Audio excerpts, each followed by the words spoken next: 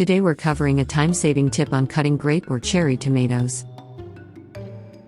All you'll need are 2 saucers or small shallow dishes, and a sharp knife. Or a serrated knife works even better. Spread about a dozen tomatoes on a plate. Then cover them with the second plate. Hold the top plate with a little pressure, and then slice through the gap between the dishes.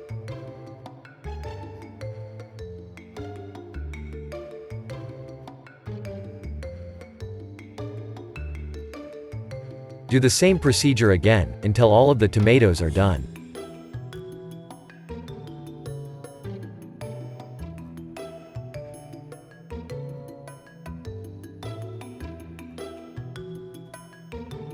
And now you've done 2 pints of tomatoes in less than 50 seconds.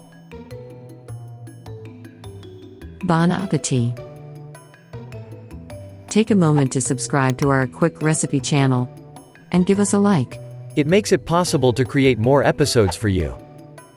Here are a few more tips and recipes that you may find interesting. Also, check out our website, aquickrecipe.com, for more interesting cooking ideas. Thanks for watching. See you next time on our YouTube channel, A Quick Recipe.